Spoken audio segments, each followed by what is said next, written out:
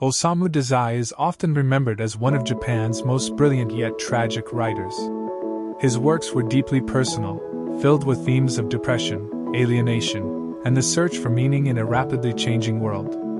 Though his life was short and troubled, his stories continue to touch readers who see themselves reflected in his struggles.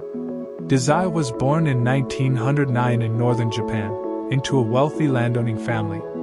From the outside, it looked like he had every advantage: comfort, education, and status. But inside, he felt isolated.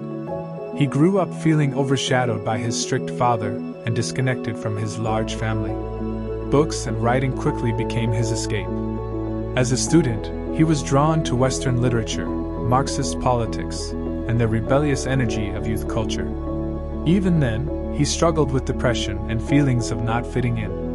His young adult years were turbulent. While studying at Tokyo University, Dazai fell into a life of drinking, debt, and affairs.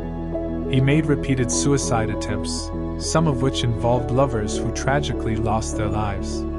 These struggles left a permanent mark on his writing. For Dazai, literature was never just art, it was survival, a way to turn his pain into words others could understand.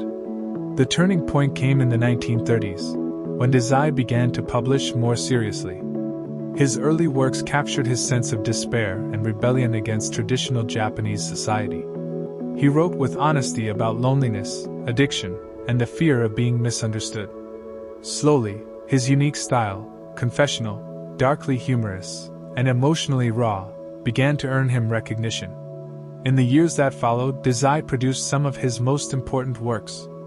The Setting Sun, published in 1947, told the story of post-war Japan through the eyes of a declining aristocratic family. It was powerful, timely, and gave voice to a generation struggling to adapt to a new reality. His most famous novel, No Longer Human, came out in 1948. It was written in the form of notebooks belonging to a deeply alienated man named Obayozo, whose life mirrored much of Dazai's own.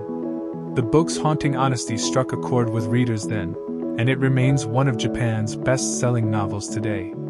Yet, even as his literary star rose, Dazai's personal life continued to spiral. He battled alcoholism, illness, and constant feelings of despair. Fame did not bring him peace. In June of 1948, at the age of 38, Osamu Dazai ended his life by drowning in a canal alongside his lover. It was a tragic end to a life that had been marked by both brilliance and suffering. His legacy, however, is undeniable. Dazai's works are still widely read in Japan and around the world. His writing feels deeply modern, as though he were speaking directly to readers about struggles with identity, isolation, and mental health. In many ways, Dazai was ahead of his time, using literature to confront subjects that were often considered taboo. There are a few lessons we can take from his story. First, that art can be a way to process even the deepest struggles, giving meaning to pain. Second, that vulnerability, writing honestly about one's flaws, can connect across generations. And third, that even brief lives can leave behind lasting legacies when their truth resonates with others. As Dazai once wrote, "Man is a creature that can get used to anything, I think." His works remind us of both the fragility and resilience of the human spirit. So let me leave you with this.